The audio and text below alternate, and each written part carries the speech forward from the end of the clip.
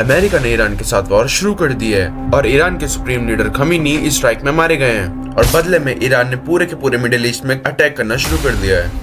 Dubai,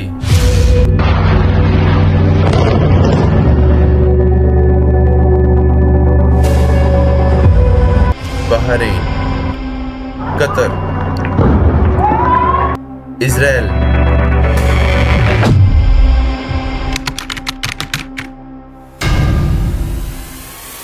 आप भी सोच रहे होंगे कि अगर वॉर अमेरिका और ईरान के बीच पे है तो मिडिल ईस्ट पे अटैक क्यों, और ईरान और अमेरिका के कॉन्फ्लिक्ट से हमें क्या फर्क पड़ता है। अगर आपको भी लगता है कि इस वॉर से हमें कुछ फर्क नहीं पड़ेगा, then guys you are wrong, क्योंकि कतर ने वार्निंग दी है कि क्रूड ऑयल के प्राइसेस 150 बैरल तक पहुंच सकते हैं, यानी आज के प्राइस के डबल। अगर सरकार ने इसको कंट्रोल नहीं करा तो पेट्रोल के दाम दुगने हो जाएंगे।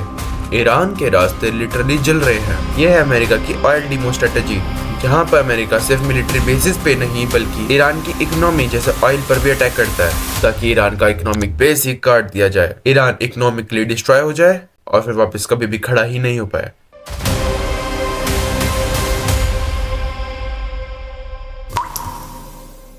तो आज की इस वीडियो में हमने 8 पॉइंट्स कवर करने की कोशिश करी है। चाइना को आइसोलेट किया जा रहा है, ग्लोबल सप्लाई चेन डिस्टर्ब होने वाली है, MDS का मिडिल ईस्ट को यूरोप बनाने का सपना डिले हो रहा है, ऑयल प्राइसेस बढ़ने वाले हैं, इंडियन इंडस्ट्री में इसका क्या इम्पैक्ट होगा, इंडिया डायस्पोरा एट रिस्क होगा, इंडिया के एक्सपोर्ट्स में इसका क्या फर्क पड़ेगा, एंड लास्टली हमारे गैस पे क्या इम्पैक्ट पड़ेगा। पिछले 1-2 दिनों से इंटरनेशनल मीडिया में बाढ़ आ गई है इस रिपोर्ट की कि अब तो शांति होने ही वाली है, राहत मिलेगी अब तो बहुत ज्यादा। पहले ट्रंप ने बोला कि 48 घंटे के अंदर अपने स्टेट ऑफ हॉर्मुज़ के सारे गेट खोल दो वरना तुम्हारे सारे पावर प्लांट्स में आग लगा दी जाएगी, डिस्ट्रॉय कर देंगे उन्हें। उसके बाद ये 5 दिन से बढ़ गई, क्योंकि ट्रंप का कहना है इंटरनेशनल प्रेस को कि बहुत अच्छी बातचीत चल रही है उनके और ईरान के बीच में, ईरान उनसे बातचीत करना चाहता है और एक 15 पॉइंट का प्लान भी डिस्कस करा जा रहा है उनके बीच। और ईरान कह रहा है हाई ये कब हुआ, हमें तो कुछ पता ही ना, हमने ना ट्रंप से डायरेक्टली बात करा है ना इनडायरेक्टली बात करा है और ना ही बात करना चाहते हैं, क्योंकि अमेरिका से बात करके क्या होता है वो झेल चुके हैं और वो फिर से नहीं करना चाहते। और जैसे हमने एक्सपेक्ट किया था, जैसे ही ट्रंप ने सीज फायर की बात करी, इजराइल ने अपने स्ट्राइक करना चालू कर दिए। अब उसके बदले में ईरान फ्रेश अटैक लॉन्च कर रहा है पूरे मिडिल ईस्ट में, खास करके इजराइल के ऊपर। उनके इलेक्ट्रिसिटी प्लांट्स को डिस्ट्रॉय करा जा रहा है एंड खबर ये भी आ रही है कि अब्राहम लिंकन उसके ऊपर भी मिसाइल दाग दी गई है। इसी वॉर के बीच में काफी सारे US सोल्जर्स मिडिल ईस्ट में पहुंच रहे हैं। अब तुम सोच रहे होंगे सोल्जर्स मिडिल ईस्ट में क्यों जा रहे हैं, क्योंकि आपके हिसाब से तो आप युद्ध जीत चुके हो, ईरान तो खत्म हो चुका है, तो फिर आप सोल्जर्स की लाइफ को क्यों रिस्क कर रहे हो। अगर शांति की बात चल रही है, 15 पॉइंट्स का तुमने प्रस्ताव दिया है,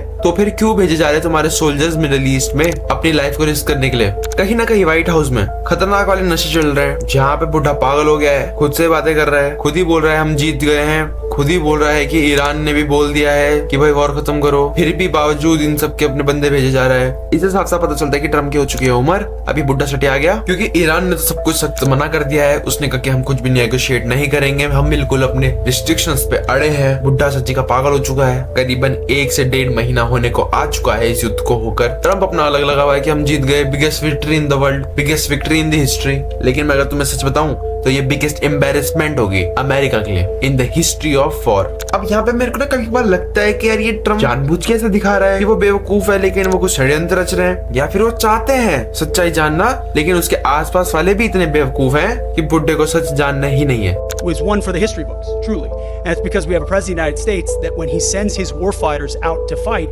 he unties their hands. We negotiate with bombs.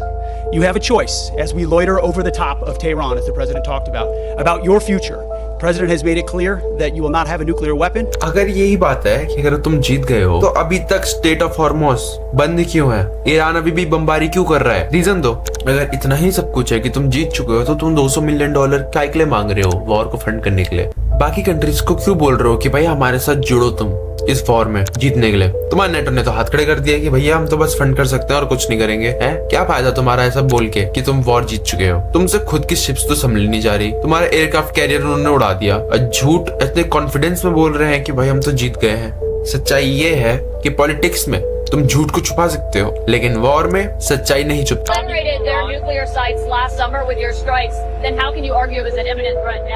Oh, we hit them so hard, we obliterated them. But that doesn't mean with the right equipment, you can't dig down and go get it. और सच्चाई ये है कि आपका कोई भी गोल beat नहीं हुआ है। आपकी इतनी खड़ी बेइज्जती हुई है ट्रम्प चाचा कि आपने पूरे अमेरिका की नाक कटा के रख रखी है। तो वर्ल्ड में यही चल रहा है कि अमेरिका हो चुका है पागल, एंड इसके चक्कर में बाकी देश जो अपना नॉर्मली रन कर रहे थे उनके नाले पड़े हुए हैं। मुझे क्यों तोड़ा? जिसमें से एक बड़ा मिथ ये भी है कि अमेरिका ने ईरान में वॉर इसलिए करा क्योंकि वो चाइना को ग्रो होता हुआ नहीं देख सकता। पहले वेनेजुएला से चाइना की दोस्ती थी, उसको खत्म करा, फिर ईरान से उसका इकोनॉमिक बेस छीना ताकि चाइना को रिसोर्सेज की कमी हो। लेकिन ट्रम्प ने जैसे सोचा था वैसा हुआ नहीं, उसने उड़ता तीर फेंका और अपने पीछे ले लिया। और मुझे तो डर अब इस चीज का है कि अब ये कुछ कांड ना कर दे, क्योंकि जिस हिसाब से अमेरिका के दिन जा रहे हैं लगता नहीं है कि अमेरिका वर्ल्ड नंबर 1 रह पाएगा। आपने कई लोगों से सुना होगा कि ईरान अब खत्म हो जाएगा, लेकिन एक्चुअली में ऐसा नहीं है। ईरान के सुप्रीम लीडर खमीनी मारे गए हैं, दिस इज ट्रू, लेकिन ईरान को वेनेजुएला समझने की गलती मत करना, क्योंकि ईरान में एक सीक्रेट प्लान बनाया जाता है। मतलब हर इंपॉर्टेंट लीडर और पोजीशन के लिए 4 नेक्स्ट अल्टरनेटिव्स रेडी होते हैं, क्योंकि जैसे कोई इमरजेंसी होती है तो उनका कंटिजेंसी प्लान रेडी होता है। यानी इसका मतलब ऑलरेडी एक नया लीडर चुना जा चुका है। लेकिन ईरान इतना भी बेवकूफ नहीं है कि वो उसका नाम रिवील कर दे एंड ट्रम्प उसको भी मार दे। Iran will take time.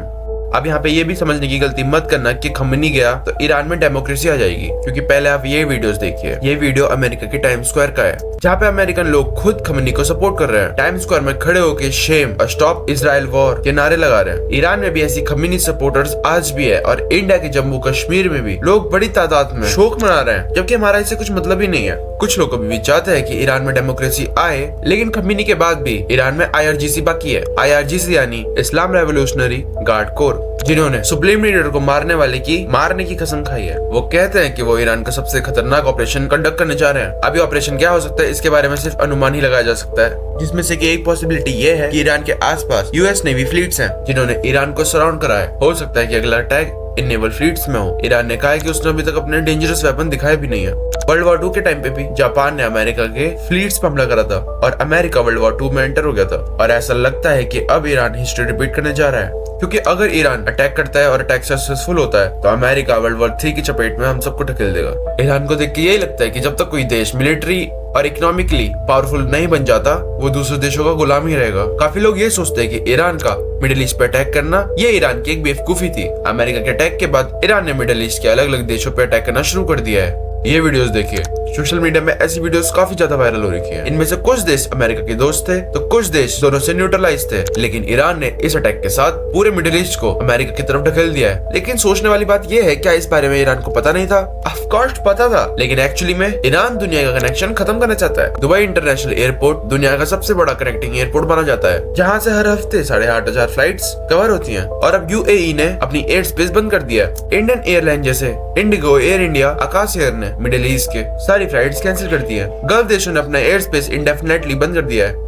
हर एक सेकंड जब UAE बंद होता है देन कॉस्ट मल्टीप्लाई होती जाती है। सिर्फ अगर इंडिया की बात करें तो 8 मिलियन इंडियंस गल्फ देशों में रहते हैं, और अगर वॉर एस्केलेट होती है तो 80 लाख इंडियंस को वापस इंडिया लाना मजाक की बात नहीं होगी। ईरान ने मिडिल ईस्ट पर अटैक करके पूरी दुनिया को हॉस्टेज बनाया हुआ है। सारे इंडियन सिटीजन इन गल्फ देशों में अटके हुए होंगे, यानी अब ईरान को आगे जाके कुछ करने की जरूरत है ही नहीं, उन्हें बस डर पैदा करने की जरूरत है। And the whole world will suffer. Middle east पर अटैक करना ईरान की गलती नहीं थी, ये ईरान की स्ट्रेटेजी थी। ईरान ने ये दिखा दिया है कि वो सिर्फ अमेरिका को ही नहीं पूरी दुनिया को हर्ट कर सकता है। लेकिन यहाँ पे बात गौर करने वाली ये है कि अभी तक ईरान ने अपनी ताकत दिखाई नहीं है। इम्पैक्ट की बात करते करते अब आते हैं इस इंसान पर, मोहम्मद बिन सलमान, सऊदी का क्राउन प्रिंस, जिसका एक सपना है कि उसे मिडिल ईस्ट को यूरोप बनाना है, जहाँ अलग अलग देशों के लोग आकर रह पाए, अपना बिजनेस कर पाए और एक रिस्पेक्टफुल लाइफ जी पाए। लेकिन ईरान के इस अटैक के बाद क्या ये गोरी चमड़ी वाले और अदर कंट्रीज के सिटीजंस मिडिल ईस्ट को सेफ समझेंगे?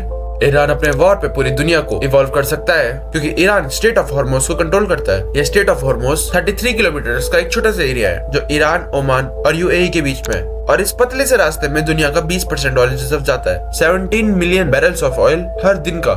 कतर, बहरीन, UAE का 90% एक्सपोर्ट यहीं से होता है। यानी इसे ब्लॉक करने के बाद कई सारे देशों का 90% ऑयल रुक सकता है। इम्पैक्ट इंडिया पे भी होगा, क्योंकि हमारा 60% ऑयल यहीं से आता है। एक्सपर्ट्स कहते हैं कि ऑयल प्राइसेस $100 पर बैरल के ऊपर भी जा सकता है। आज ऑयल प्राइसेस $72 पर बैरल है, यानी पेट्रोल के प्राइसेस बढ़ने वाले हैं। लेकिन एक और देश है जिसके ऊपर इंडिया से भी ज्यादा इम्पैक्ट पड़ने वाला है। ईरान पे 1500 US सैंक्शंस लगे हुए हैं, लेकिन फिर भी ईरान ऐसे दिखता है। और इसके पीछे का रीजन है चाइना। ईरान और चाइना के बीच एक 25 साल का स्ट्रेटेजिक एग्रीमेंट साइन हुआ था, called China-Iran strategic agreement. Iran का 80% ऑयल चाइना खरीदता है और इसकी पेमेंट डॉलर्स में नहीं युआन में होती है, यानी यानी इस डील में दोनों का फायदा है, ईरान का भी और चाइना का भी। इस सिस्टम को जरा समझिए, चाइना ईरान से ऑयल खरीदता है और ईरान को युआन देता है। इस युआन से ईरान जरूरत की सारी चीजें चाइना से ही खरीदता है, क्योंकि चाइना वर्ल्ड का बिगेस्ट एक्सपोर्टर है, यानी दोनों एक दूसरे की जरूरतें पूरी करते हैं, दोनों एक दूसरे के परफेक्ट पार्टनर्स हैं। ईरान पे सैंक्शंस होने के बावजूद ईरान सर्वाइव कर रहा था चाइना के खातिर। और अगर आप 2026 के इवेंट्स को देखें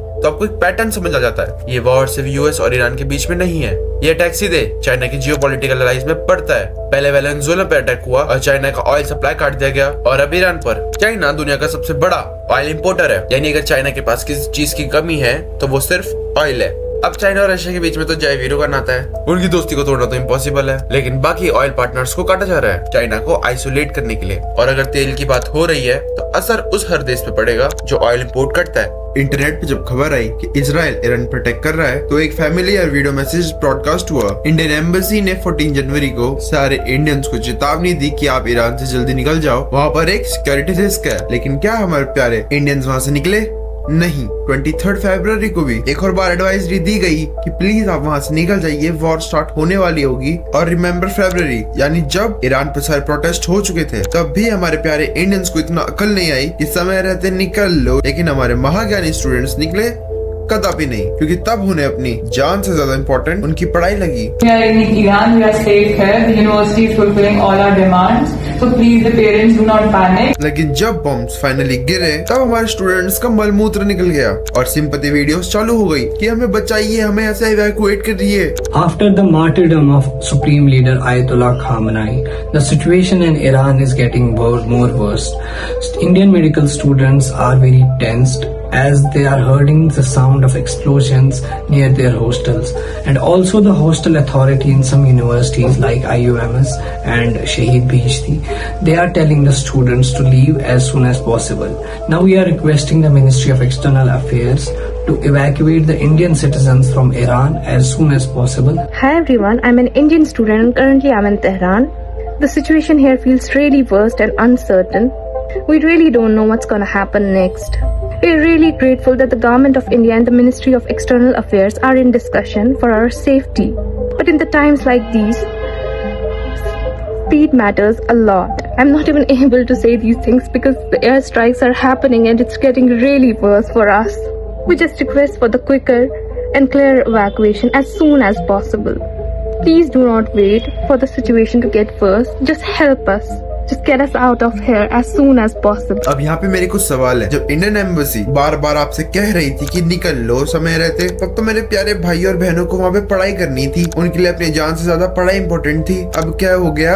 अब हमारे प्यारे स्टूडेंट सरकार से मांग कर रहे हैं कि हमारी सरकार इजराइल, ईरान, यूएसए इन सब से नेगोशिएट करे, कुछ समय के लिए बॉम्बिंग रुकवा दे, इन स्टूडेंट्स को सेफ्टी तक पहुँचाए और फिर इवैक्यूएट करे, एंड मोस्ट इम्पोर्टेंटली फ्री में उन्हें इंडिया तक लाए। Remember, free. इतना सब कुछ फ्री में कर इनके लिए। कुछ समय पहले जब स्टूडेंट्स को ईरान से ही इवैक्यूएट करा था तो वो कंप्लेन कर रहे थे कि फैसिलिटी अच्छी नहीं थी। जो गवर्नमेंट ने बस भेजी थी उन्हें एयरपोर्ट से पिकअप करने के लिए, थर्ड क्लास थी। And literally this feels like, मतलब इंडिया ने अपने सिटीजन्स को बचाने के लिए इवैक्यूएट करा, उनकी जान बचाई। और अगर लिटरली ऐसा रिस्पांस मिलता है तो भैया मैं तो ना चाहता, इनको वापस भेज देता। क्योंकि पहली बात तो स्टूडेंट्स सही समय पे नहीं निकले, और वही स्टूडेंट्स फिर बाद में सरकार को ब्लेम कर दिए कि भाई तुमने फैसिलिटी कितनी गंदी है, तुमने हमारी जान बचाई तो, लेकिन तुमने ये थर्ड क्लास बस भेजी, मेरे को तो मर्सिडीज चाहिए थी। भाई तुम्हें इतनी खतरनाक कंडीशन में सेफ निकाल के लाए हैं ईरान से, सेफली इवैक्यूएट करा है, तुम्हें इसमें ही ग्रेटफुल होना चाहिए। लेकिन नहीं, इंडियंस की आदत है कंप्लेन करने की। एंड रिमेंबर गाइस, यहाँ पे इंडियन ने फ्री में इवैक्यूएट करा था। और अगर मैं तुम्हें यूएसए का एग्जांपल दूं, जिसकी इंडियन सबसे ज्यादा चर्चा करते हैं, यूनाइटेड स्टेट्स अपने सिटीजन्स को बोल देता है कि अगर तुम जहाँ भी हो, समय रहते खुद से फ्लाइट बुक करो एंड वापस आ जाओ, खुद से पैसे लगाओ और सब कुछ खुद मैनेज करो। यूएसए की सरकार तुम्हारे लिए कुछ भी नहीं करेगी। यूएसए की सरकार सीधा बोलते है कि हम आपको किसी भी कंडीशन से बचाने वाले हैं नहीं। And on the other side, India ने इतना करा है तुम्हारे लिए, and this was the response. It was shameful. And यहीं पे आई एम सॉरी टू से दिस, लेकिन ईरान वॉर का इम्पैक्ट इंडिया में भी पड़ने वाला है। हमारी एक मिस्टेक की वजह से इंडिया में महंगाई बढ़ सकती है। वर्ल्ड में वॉर हो और उसका इम्पैक्ट हमारी इकोनॉमी में ना हो, ऐसा हो ही नहीं सकता। अनफॉर्चुनेटली हम एक इंटरकनेक्टेड दुनिया में रहते हैं, एंड गल्फ नेशंस हमारे कंट्री के बहुत करीब है, इसलिए गल्फ के देशों के एक्शंस से इंडिया में भी असर देखने को मिलता है। जो कि है ऑयल की मारामारी। इतना तो आपको पता चल गया है कि क्रूड ऑयल्स महंगे हो चुके हैं, इस वजह से पेट्रोल के दाम बढ़ जाएंगे। लेकिन यहाँ पे इंडिया की एक बहुत बड़ी गलती है जो कि मैं आपको अब बताऊंगा। लेकिन उससे पहले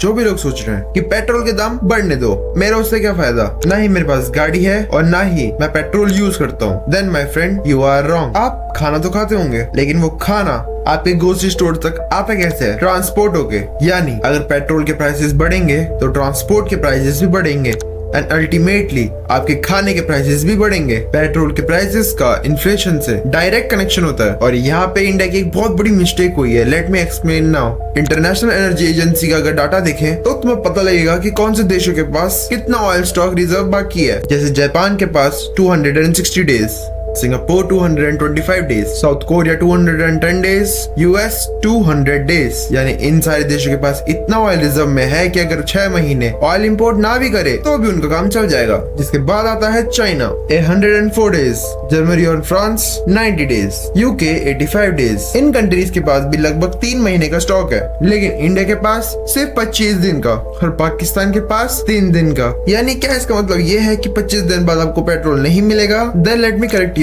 ये सिर्फ हमारा क्रूड ऑयल स्टॉक है, यानी वो कच्चा तेल जिसे रिफाइन करा जाता है, जिससे पेट्रोल या डीजल बनता है। जिसके बावजूद सरकार ने कहा है कि हमारे पास 25 दिन का refined petrol and diesel stock है। ये स्टॉक रिफाइनरीज में है, बंकर्स में है, पूरे इंडिया का टोटल मिलाकर इतना है। एंड हमारे पास 9.5 दिन का स्ट्रेटेजिक रिजर्व है। स्ट्रेटेजिक रिजर्व को इमरजेंसी ना आने तक हाथ नहीं लगाया जा सकता। अब फरवरी का ये डाटा पढ़िए, हमारे पास 64.5 डेज का स्टोरेज कैपेसिटी प्लस 9.5 डेज का स्ट्रेटेजिक रिजर्व बाकी है। अब ये फरवरी का डाटा है। अगर आज की बात करें तो हमारे पास अगले 50 दिनों का पेट्रोल है। एंड अब यहाँ पे बात आती है वॉर की। एक्सपर्ट्स का मानना है कि ये वॉर सितंबर तक चलेगी और अगर ये वॉर सितंबर तक चली देन हमारे पास इतना पेट्रोल का रिजर्व बाकी नहीं है कि हम सितंबर तक विदाउट पेट्रोल रह सके। एंड अब यहाँ इस पॉइंट को लेकर सरकार को क्रिटिसाइज करने की जरूरत है, क्योंकि 2020 में जब लॉकडाउन हुआ था ऑयल की डिमांड क्रैश हो गई थी, प्राइसेस नेगेटिव में चल रहे थे और तब हम उस बात का एडवांटेज नहीं ले पाए क्योंकि हमारे पास स्टोरेज ही नहीं था पेट्रोल को रिजर्व करने के लिए। जिसके बाद एक सवाल पैदा होता है कि हम किस चीज की राह देख रहे हैं। This was a wake up call for India कि जब बात वॉर और ऑयल लाइक सिचुएशंस में आती है तब हमारे ब्यूरोक्रेट्स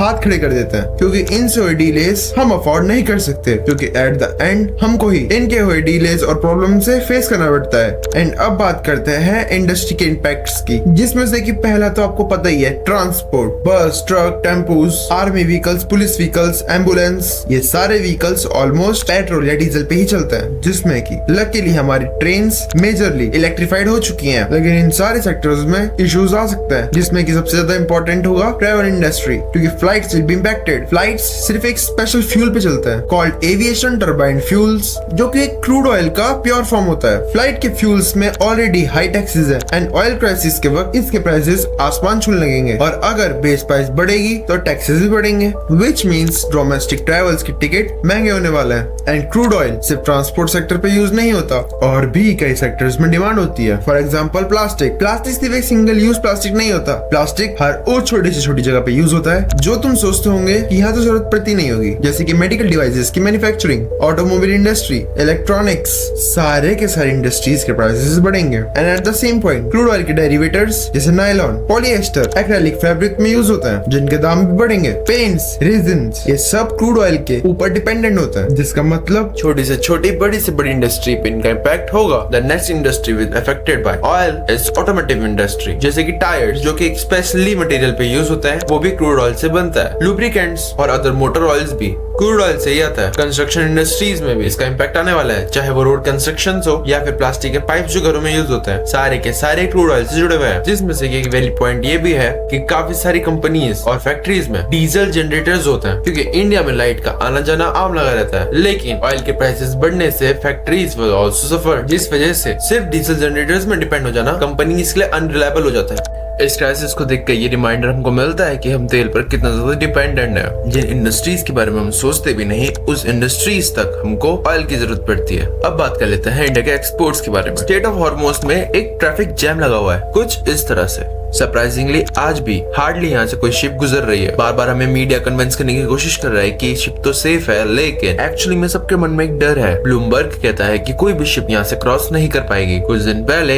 ईरान के रेवोल्यूशनरी गार्ड कमांडर ने कहा कहा था कोई भी शिप अगर यहाँ से गुजरेगी तो उन्हें वो आग लगा देंगे। 5 टैंकर फूंक दिए गए हैं, 2 लोग मारे गए हैं और काफी ज्यादा लोग इंजर्ड हैं। बाद में ईरान ने ये कहा तो जरूर है कि यूरोप, यूएस और इजराइल की शिप्स को छोड़कर बाकी शिप्स जा सकती हैं, लेकिन फिर भी शिप्स का ट्रैफिक जैम छूटने का नाम नहीं ले रहा है। उनकी शिप्स को कुछ भी होता है तो उसका क्लेम इंश्योरेंस भी नहीं लेगी, और अगर इंश्योरेंस ही नहीं होगा तो मिलियंस ऑफ डॉलर्स की शिप्स फालतू में रिस्क लेना नहीं चाहेगी, जिस वजह से इंडियन इकोनॉमी में इम्पैक्ट जरूर होगा, जिसकी वजह से शिप्स को केप ऑफ गुड से गुजरना पड़ेगा, जिसमें 14 से 20 दिनों का टाइम लगेगा, क्योंकि ये रास्ता बहुत लंबा होता है। एंड इतना तो आपको पता ही होगा कि टाइम इज मनी, जितना ज्यादा टाइम कंज्यूम होगा उतना ज्यादा मनी बढ़ जाएगा। इस ब्लॉकेज की वजह से 23,000 इंडियन ट्रेडर्स स्ट्रेट ऑफ हॉर्मस में फंसे पड़े हैं। यहाँ पे हम बात कर लेते हैं अपने लास्ट इम्पैक्ट की, इम्पैक्ट ऑन गैस। हम हमेशा ऑयल की बात करते रहते हैं, लेकिन गैस पे भी बहुत गहरा इम्पैक्ट पड़ता है, जो कि आपको इंडिया में देखने को मिल ही रहा होगा। ये भारत के लिए सबसे घातक हो सकता है, क्योंकि नेचुरल गैस के सप्लाईज दुनिया में रुक चुके हैं। इस वॉर में कुछ अटैक्स ऑयल रिफाइनरीज में भी हो रहे हैं। सऊदी अरेबिया के राजतुनार रिफाइनरी के ऊपर 2 बार अटैक हो चुका है। ये सारे इंसिडेंट के बाद कतर ने अपने नेचुरल गैस का प्रोडक्शन ही रोक दिया है। और आपकी इंफॉर्मेशन के लिए मैं बता दूं कि कतर पूरी दुनिया का 20% गैस प्रोड्यूस करता है। ऑलमोस्ट सारा LNG स्ट्रेट ऑफ हॉर्मस के रास्ते से ही आता है। कतर मेनली एशिया के सारे देशों को LNG सप्लाई करता है, जैसे China, India, Pakistan, Japan and south Korea. ये सारे देश कतर के साथ लॉन्ग टर्म कॉन्ट्रैक्ट करते हैं, जहां वो कमिट करते हैं कि वो कितनी क्वांटिटी में खरीदेंगे और कितने प्राइस पे खरीदेंगे। एंड अब इस वॉर के चलते कतर ने हाथ खड़े कर दिए हैं और कह दिया है सब कुछ भगवान के भरोसे है। एंड यहाँ पे इंडिया कुछ नहीं कर सकता। इवन इफ वॉर आज ही रुक जाती है, फिर भी इंडिया के पास कोई चांसेस नहीं है, क्योंकि वापस प्रोडक्शन करने के लिए 1 हफ्ते का टाइम लगेगा। एंड भारत में सबसे ज्यादा LNG का यूज होता है फर्टिलाइजर्स में, यानी इस वजह से हमारे ग्रोसरीज पर भी इम्पैक्ट पड़ सकता है। फर्टिलाइजर कंपनीज कहती हैं आजकल के लिए तुम्हारे पास स्टॉक है, लेकिन शायद मॉनसून तक वो इनफ ना हो, जिससे साफ साफ देखा जा सकता है कि इस वॉर से हमारे एग्रीकल्चर पे भी पड़ेगा, जिस वजह से obviously cooking gas and domestic gas में भी प्रॉब्लम्स आ रही हैं। वैसे कतर अकेला देश नहीं है जिससे ये गैस खरीदी जा सकती है, रशिया और ऑस्ट्रेलिया भी है, लेकिन दुनिया में सबसे बड़ा नेचुरल गैस सप्लायर यूएस है। यानी आप देख सकते हैं वॉर कोई जीते या ना जीते, सबसे ज्यादा नुकसान और सबसे ज्यादा फायदा यूएसए को ही पड़ता है। और अगर हम यूएसए से इंपोर्ट करने लगे इमरजेंसी सिचुएशंस के लिए, तो प्राइसेस क्या होंगे हम सोच भी नहीं सकते। नेचुरल गैस तो हम बाकी सप्लायर से भी ले सकते हैं, लेकिन इशू प्राइस का है। जो प्राइस हमने पहले निगोशिएट करी थी उस प्राइस पे हमें कोई नहीं बेचने वाला। अब कतर का दुनिया भर से 20% कनेक्शंस कट चुका है, यानी सप्लाई कम हो चुका है, यानी डिमांड बढ़ेगी एंड प्राइसेस भी बढ़ेंगे। जब भी वर्ल्ड में इम्पैक्ट पड़ता है या अपनी कंट्री पे इम्पैक्ट पड़ता है, तो सबसे ज्यादा सवाल और सबसे ज्यादा शक बाहर वालों में नहीं, अंदर वालों पे होता है। न्यूज चैनल्स कुछ ऐसी न्यूज चला रहे हैं कि ईरान युद्ध के बीच भारत को बड़ी राहत मिली। अब अगले 30 दिन के लिए अमेरिका ने इंडिया को रशिया से ऑयल इंपोर्ट करने की permission the. This is such a stupid thing. अगर कभी भी कोई सोचता है कि इंडिया ने रशिया से ऑयल खरीदना रोका था, वो भी यूएसए के कहने पे, देन भाई तुम्हारा कुछ नहीं हो सकता। स्ट्रेटेजिकली तो छोड़ो, ये इकोनॉमिकली पॉसिबल ही नहीं है। Let me explain you why. America अपनी मांगा ऑडियंस के लिए कहेगा ही कि हमने इंडिया को परमिशन दी रशिया से ऑयल खरीदने की। वो अपनी ऑडियंस को क्यों कहेगा कि इंडिया ट्रम्प की बातों को सीरियस लेता ही नहीं है। इंडिया का ये मानना है कि जहाँ से उनको बेस्ट प्राइस मिलेगा वो वहाँ से डील करेंगे। लेकिन इंडियन मीडिया और इंडिया के कुछ बुद्धिजीवी ये क्लेम कर रहे हैं कि देखो इंडिया कितना वीक है, ट्रम्प के कहने पे चल रहा है। देन मेरी बात सुनो, हमने पहले रशिया से ऑयल खरीदा था क्योंकि वो हमें सस्ता मिल रहा था, फिर हम ईरान के पास भी गए एंड अब जब ईरान में वॉर लाइक सिचुएशंस क्रिएट हो रही हैं एंड वो ऑयल एक्सपोर्ट नहीं कर रहा है, देन हम अगेन रशिया के पास जाएंगे। ये तो सिंपल सी मैथ है। हमने 2022 से ये साफ किया है कि हमें जहाँ कहीं से भी अच्छा प्राइस मिलेगा हम वहाँ से तेल खरीदेंगे। और खैर इंडियन ऑडियंस को क्या ही समझाना, जो लोग ट्रम्प को भगवान मानते हैं उनका कुछ नहीं करा जा सकता। एंड अगर हम रशिया से ऑयल नहीं खरीदेंगे तो किसी न किसी को तो खरीदना पड़ेगा। ये इकोनॉमिकली पॉसिबल ही नहीं है कि कोई रशिया से ऑयल नहीं ही खरीदे। आप यूएससी के इंटरव्यूज से भी सुन सकते हैं। They bought Russian oil because we wanted somebody to buy Russian oil at a price cap. That was not a violation or anything. It was actually the design of the policy, because as a commodity we didn't want oil prices going up, and they fulfilled. Basically किसी न किसी को Russia से oil लेना ही था economy को balance करने के लिए, एंड कोई ऑयल क्राइसिस ना है and global oil supply maintain रहे। इसमें फालतू इंडिया को विलन बनाने की कोई जरूरत नहीं है, ना ही इंडिया मीडिया को और ना ही ट्रम्प को, क्योंकि कई लोग कह रहे हैं कि इंडिया रशिया की वॉर को फंड कर रहा है। देन इन बुद्धिजीवियों को कुछ नहीं करा सकता। ये हाइप के लिए फॉल्स न्यूज बना के खुद को ही बेच देंगे। फ्यूल कम कैसे करना है, फ्यूल कंजप्शन कम कैसे करना है, इसके बारे में हमको सीखना होगा। And the few things I can think of is to prioritise public transport, to prioritise footpaths, क्योंकि अगर आपको पता है कि यहाँ अच्छे फुटपाथ है, वहाँ पे पेड़ लगे हैं, छाया है तो क्यों ना वहाँ पे थोड़ा सा चल ले। आज भारत के कितने शहर है जहाँ पे हार्डली कोई बसेस है, दिल्ली की या मुंबई के अलावा बहुत मिनिमम स्टेट्स हैं जहाँ पे बसेस बल्क में है। हमें पब्लिक ट्रांसपोर्ट को प्रायोरिटाइज करना होगा, बढ़ावा देना होगा। एंड यहाँ से इंडिया को भी सीख लेनी चाहिए कि अपने रिजर्व्स को प्रॉपर रखो। अगर हमारी नीड ज्यादा है तो रिजर्व्स को ज्यादा करो, क्योंकि इसे 25 दिन का रिजर्व रहना इज नॉट इनफ। वॉर कई सालों तक भी चल सकती है, तो एटलीस्ट 6 से 9 मंथ का रिजर्व हर चीज का हमारे पास होना चाहिए। तो गाइस आप भी ध्यान रखें अपना, एंड कमेंट में बताइए कि आपको इस वॉर की वजह से क्या क्या फेस करना पड़ रहा है। और अगर आपको वीडियो अच्छी लगी हो तो हमारी वीडियो को लाइक करें और चैनल को सब्सक्राइब करें। तब तक के लिए मैं मिलता हूँ तुमसे अगली वीडियो में। पीस।